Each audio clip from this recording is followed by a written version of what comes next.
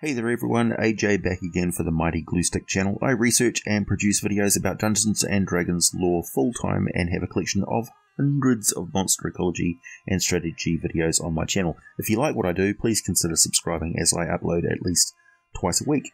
Today we are going to delve heavily into the feywild and fey creatures, focusing the first part of the video on the pixies. But those who care to stick around to the end, I'll be taking us deeper into the feywild and having a look at the group of creatures the pixies are related to, called the Sprites, the other fey, the fey courts, as well as more on the nature of the feywild and the land of fairy and the realm of dreams.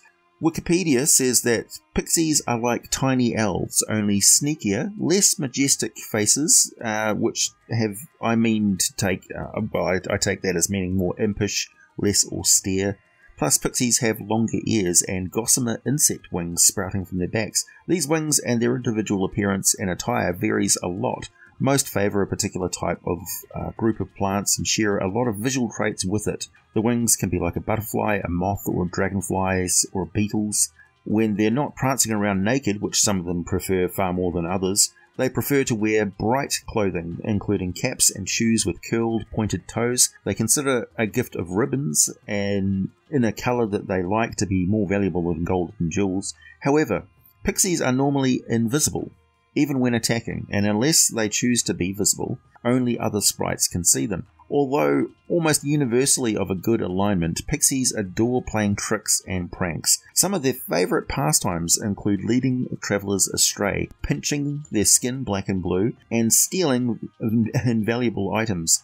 Lack of understanding or experience of creatures such as humanoids from the prime material plane may lead them to accidentally harming or even killing them, because they have no idea about a mortal's alien physiology, or that they can die of old age, or that enchanted food may prove very harmful to them. The Fey realms are massive, and many pixies may never have encountered a creature like a dwarf or a human or a half-orc before, so they just don't understand them at first.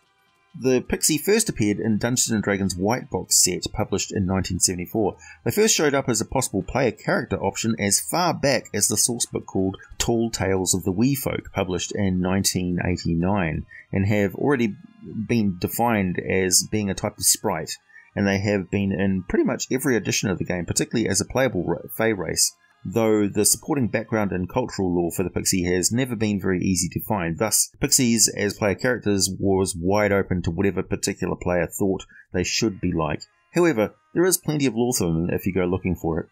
In traditional regional lore, Pixies are believed to inhabit ancient underground ancestor sites such as stone circles, barrows, dolmens, ring forts, and menhirs. The Pixies are generally benign, mischievous, short of stature, and attractively childlike. They are fond of dancing and gather outdoors in huge numbers to dance or sometimes wrestle throughout the night, playing their music.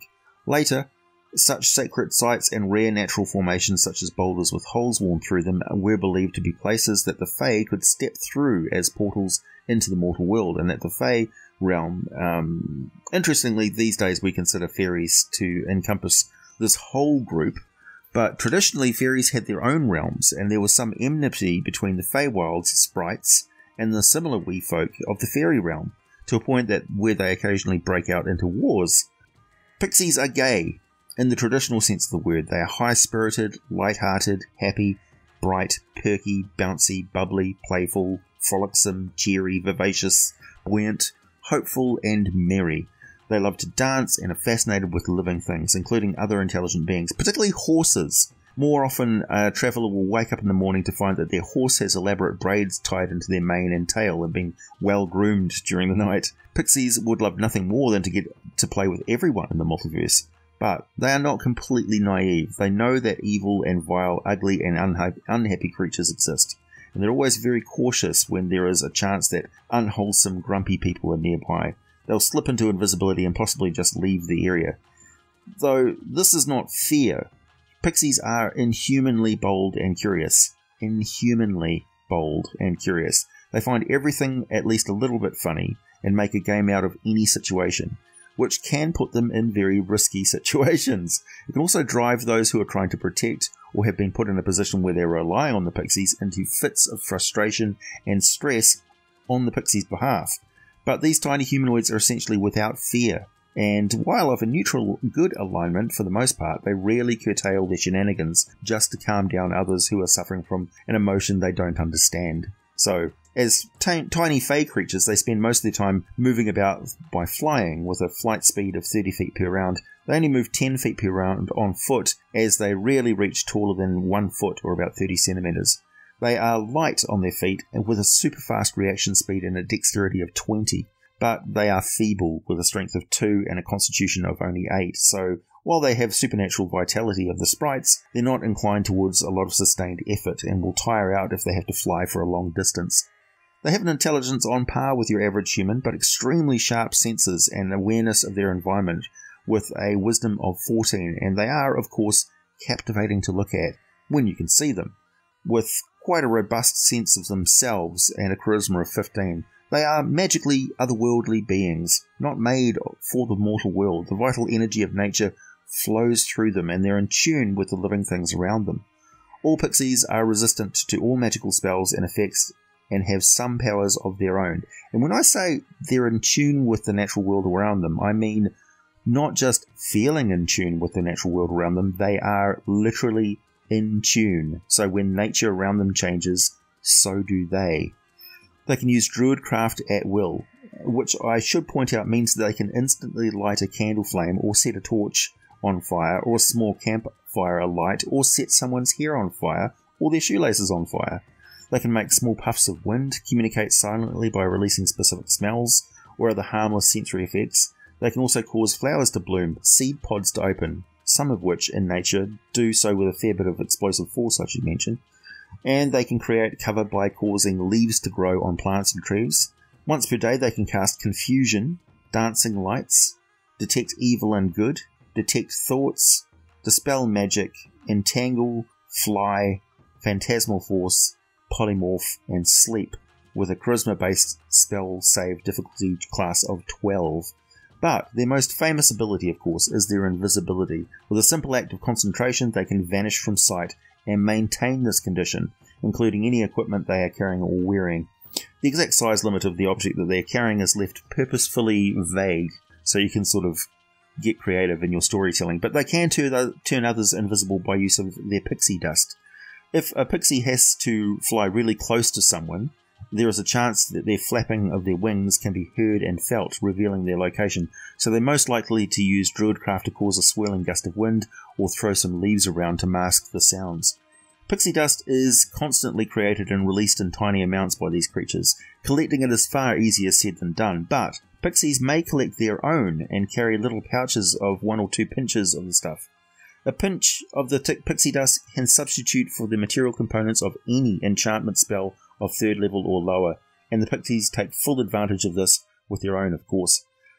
There are other magical effects, as when a pinch of pixie dust is sprinkled on a creature, the pixie can decide which magical effect will take place.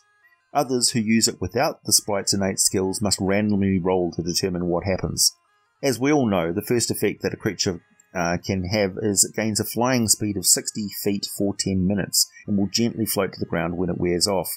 The second effect is that the creature sprinkled with the dust becomes invisible for a maximum of 1 hour.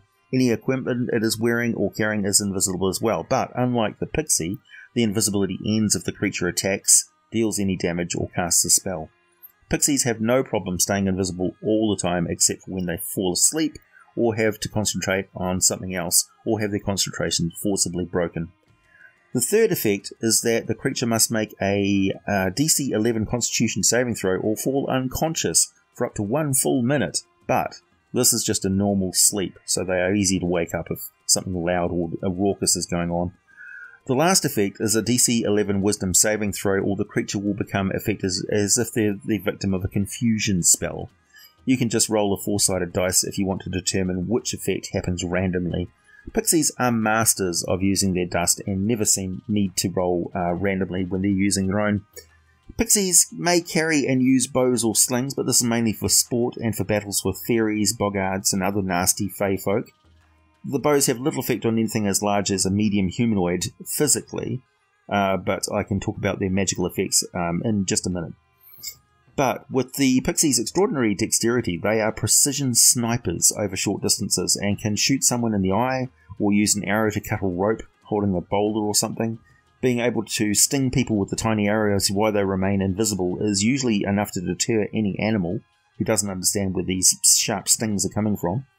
Pixies rarely appear unless they wish to be seen. In the feywild and on the material plane, pixies etch patterns of frost on winter ponds and rouse buds in springtime. They are constantly going around and basically just boosting nature and making sure that whatever is supposed to be happening is happening at the right time. They cause flowers to sparkle with summer dew. They colour the leaves with the blazing hues of autumn. They like to dress in finery that is reflected in the life around them, with colours of autumn leaves and such. This further serves to help them blend in, just as their tiny settlements blend so smoothly with nature. They do take great pride in their appearance though, and respond well to flattery, which is usually sufficient to keep their pranks to a minimum if a traveller has the ability to keep finding things to compliment the pixie on, and of course they have to be able to see them in order to do so. But I would not put it past a clever player to lament their misfortune of not being able to see the finest of all the fey folk, resplendent in their wondrous attire and regal bearing. It might be enough to convince the vain little folk into revealing themselves anyway. Dragon Magazine number 155, published in March 1990, says that pixies may be found in isolated sylvan woods at all elevations. An adventuring party may see something like a magnificent magical sword lodged in the trunk of a tree not too far from them. It could be something like a chest encrusted with sparkling jewels sitting on a rock nearby. If they approach, they will probably hear the giggling voices of many little creatures, but may not see them anywhere around. This is all a setup for a practical joke, of course. The chest may be an illusion set on top of a mire or thick mud. The sword will melt away from sight as soon as someone climbs up the tree to get it. If the adventurers play along with the joke and take it with a good sense of humour, they may make friends with the pixies and actually get some help from them.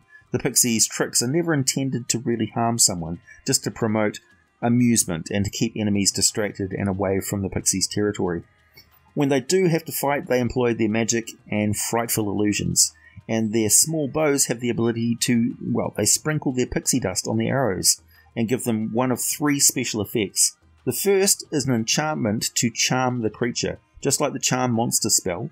The second is the power to remove the last 5 minutes of memory from the target, so they forget they ever encountered a pixie, and the pixie can beat a hasty retreat. The last is a sleep effect, all of which require a saving throw against the pixie's DC 12 spell strength. Pixie has no penalty for firing its arrows up to their maximum range of 30 feet, but that's about it. Friends of the pixies are often invited to banquets of nuts and fruits. Pixies usually dwell in, and I should point out that in my games at least, they're fond of making cupcakes and cakes and desserts and things made of all sorts of bizarre ingredients, and you never eat pixie food unless you're going to, basically it's drugs. It's drugs. Pixies usually dwell in small balconied twig houses that hang from the branches of large trees, but those who live in frozen climates may place their homes in handy caves. Pixies are among the most magical of fairies, and pixie royalty is especially so. Pixie kings are enhanced with much greater magical powers than your average pixie, so include a selection of powerful illusionist and enchantment spells for them. Pixie queens are powerful druidic magic users. Pixies know the area they live in very well and can often point friends to places where they can find treasure and resources, safe spots to rest, and so on. And of course, pixie-infested territory is quite often relatively safe. The group of creatures collectively known as sprites, and I know this is confusing as there is an individual species of aggressive fae called the sprite. I'm not in charge of naming them. Anyway, the sprites as a whole were created in a time before time was recorded, by primordials who were in the business of dividing up reality into things that were for the prime material plane and ideas that were a bit too magical and bright for their design, which got set aside in what became the realms of the Fae and the dream realm of the astral plane. The Fae creator race known as the Lachey were possibly in this reality, but as stated in the video on the Lachey, this is outside of the current causality and reality of the current prime material plane. Still, the Fae realms remember, sort of. The best way to portray the otherworldly aspect of the Fey realms, and there are many, is to consider dreams and fables. In a dream, the distance matters less than the start and end of the journey. The time something happened exactly is far less important than the sequence of events.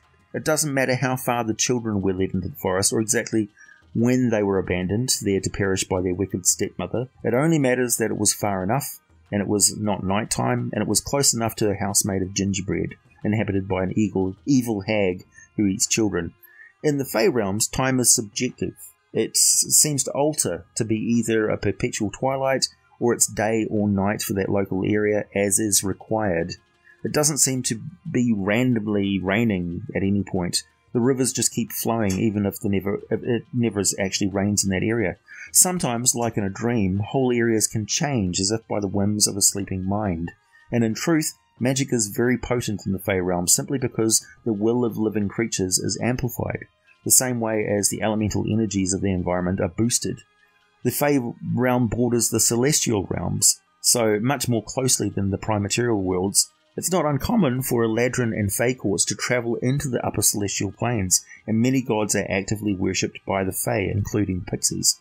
Gods such as Chauntea, Eldath, Erevan Ilithir, Maliki, Sheila Periroyal, and Sylvanas are all venerated. Sometimes powerful avatars of these beings stride through the Fey realms, and their will is so strong that travellers can be caught up in these deific dreams, these daydreams of these deities, as the land and creatures around them become sort of actors in the god's personal fairy tales, taking place in its head, but manifested in the world around it.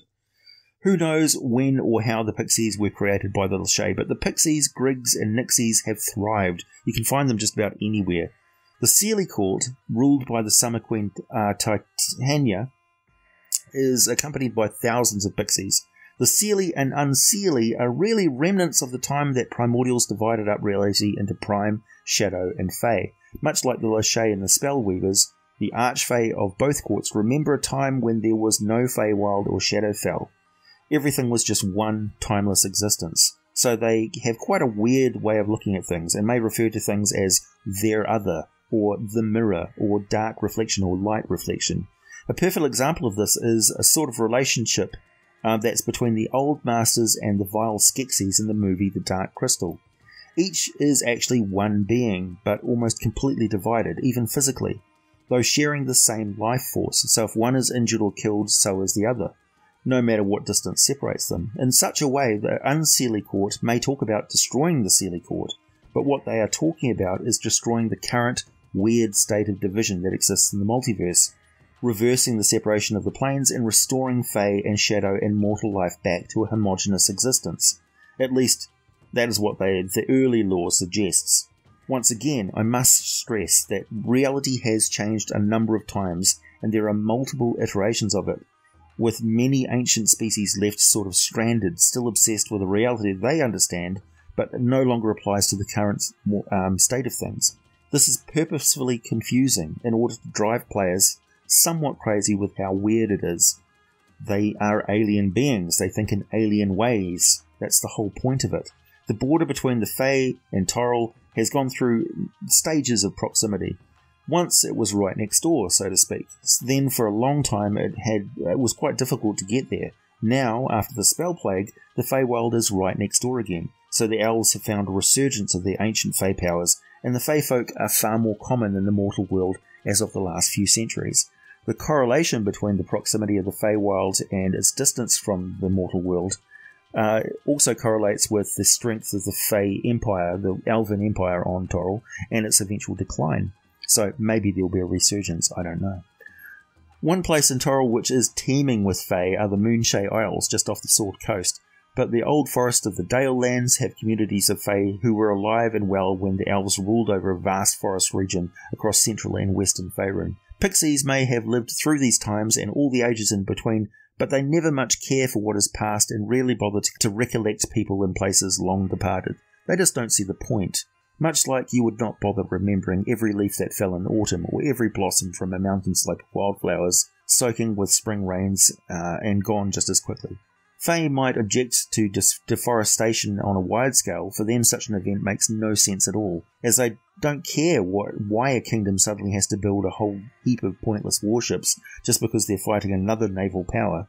The forest should be the thing they're fighting to protect, not chopping it down for timber. Supernatural portals to the feywild exist in many forests, but Fae folk have a much easier time making the transition from one plane to the other. They often don't need a permanent magical portal, they can just sense places where they can step through. It's not unheard of to see a pixie flutter into a bright light and rainbow reflections bouncing off the surface of a pond, and suddenly they're just not there anymore. They're in the parallel Fae realm, a landscape which is basically the same but more vibrant, lush, majestic, with its own powers and even more magical power than the high fantasy prime material plane. In thick forests, the ruins of ancient elven civilizations slowly get swallowed up, while beautiful Eladrin citadels are ruled by ancient noble families, while deep below in the Feydark, Fomorians plot and scheme. I'll talk more about the specific locations and the Archfey courts in future videos. We have a lot more Fey folk to cover yet, don't worry. Fun Fey fact: the earliest published version of the Three Little Pigs story is from Dartmoor in 1853 and has 3 little pixies